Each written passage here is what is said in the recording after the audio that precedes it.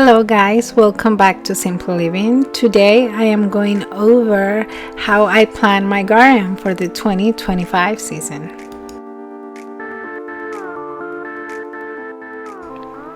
The first thing I do is pull out a notebook, a calendar, and all my seeds. Here you see me separate the seeds into category, the ones that I'm gonna direct sow and the ones that have to start in advance. And specifically, usually the seeds will tell you 4 to 6 weeks, or 6 to 8 weeks, or 8 to 10 weeks. For 6 and below, I put them together. Anything 8 and above, I put all together, also in a pile. And this tells me how far in advance I have to go for my last frost day.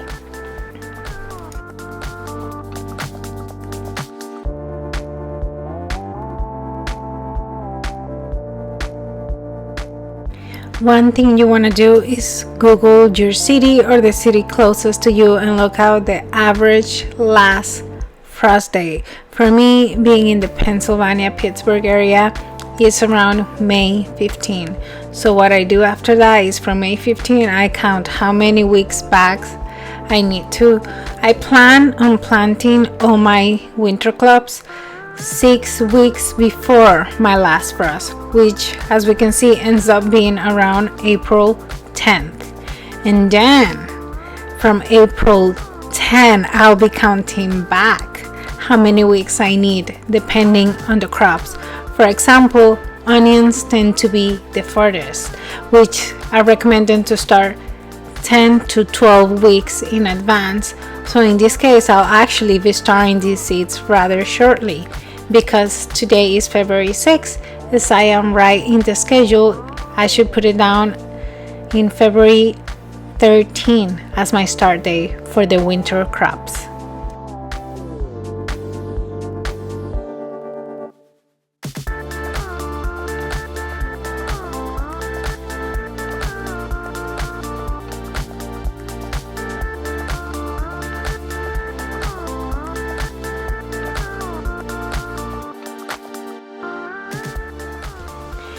I write down every single crop variety I should be starting during this time. Some odd one now you'll see here is the arroz con pollo pepper. I've mentioned it in one of my previous videos. That supposedly is a pepper that takes forever to grow, so I'm just doing the side of caution and starting it extra early. The other odd one now you'll see here is the bush beans, which I then realize, why do I have this here? This is a warm weather crop. So don't worry, later in the video you'll see me put the bush beans within the hot weather crops. One that I realize I do not have seeds for is carrots. As you can see in the notebook, I think that I plan on direct sowing that specific day, like the carrots, beets, rutabaga, radish, and the flower mix. After finishing with the cold weather crops, you're gonna see me do the exact same thing with the hot weather ones. In this case, there's more variety. The things that tend to take the longest are the peppers and the tomatoes. We take usually around 10 to 12 weeks for the peppers and 8 to 10 for the tomatoes. So I usually just mush it all into one and make it 10 weeks. Then we also have the cucumbers, the gourds, flowers, all those different things I put within the 4 to 6 weeks category to start before the average last frost day. And there is one thing I do plant after the last frost, which will be the corn. Together with the corn, I will actually be planting sweet potatoes. Potatoes actually are supposed to be planted 2 to 4 weeks before your last frost, so I plan on doing it 2 weeks before my last frost. And then the sweet potatoes, since they are very frost tender, I'll be planting out together with the corn a couple of days after my last frost passed.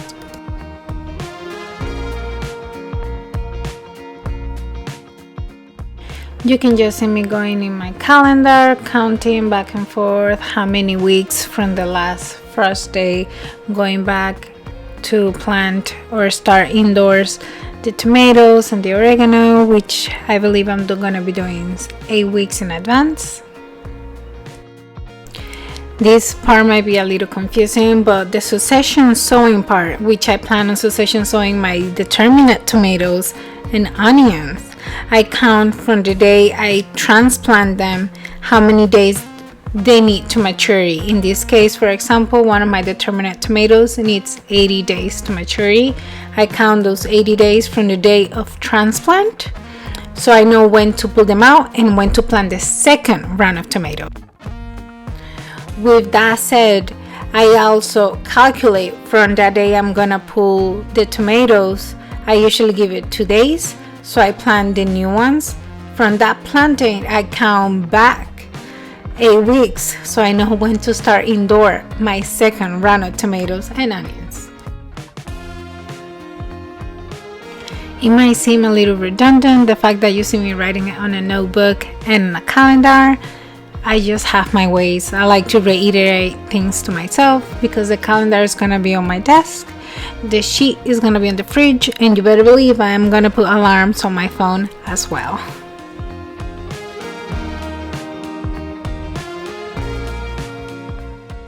Lastly, I am just ripping the sheet to rewrite it all neatly from dates so it's not confusing to look out, because this is what I call a dairy draft, not my final draft. My final draft is the one that has all the dates in chronological order, all the details I need, and it will go on the fridge.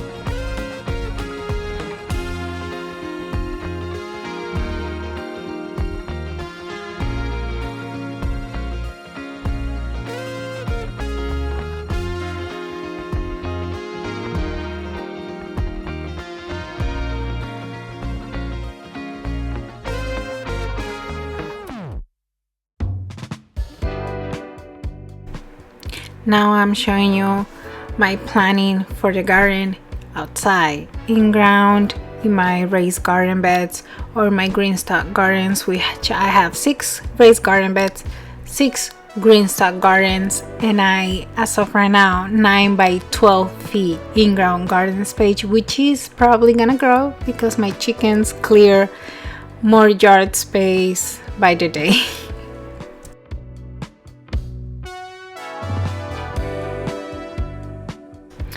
First thing I write on the side is my raised beds information, how big they are, which in this case is basically 36 by 71 inches, what I plan on planting on each garden bed, and the space I need in between each plant. Then I just do basic math of how many I can plant vertically and horizontally. Some things that you'll see that there are some spaces. I do have cattle panels on some sides of my raised garden beds. As you can see, I wrote on the top 1, 2, and 3, and bottom 1, 2, and 3. I have cattle panels on the bottom beds, not on the ones on the top. So I leave space on the side to account for those spaces that are already taken by the cattle panels.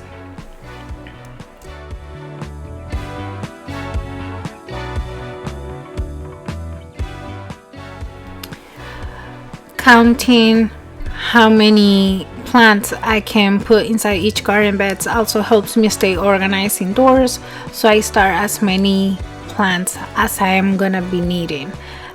I do tell myself to give a little bit of a buffer, so in this case I need 36 onion plants per bed. I plan on doing 2 garden beds, so I'll need 72 onion plants, and just as a buffer I start maybe 75 or 80. Worst case scenario, some of them are not gonna come up, so I have the extra ones, and if they all come up in a good scenario, then I can figure out where to throw them in my garden.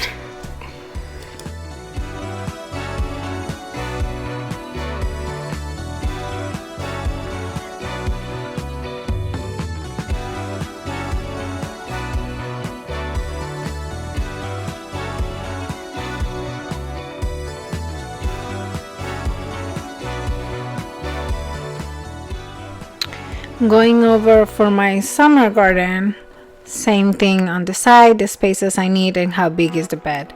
You'll see that I left the onion beds alone because I am assuming they're gonna be taken well up until the middle of the summer.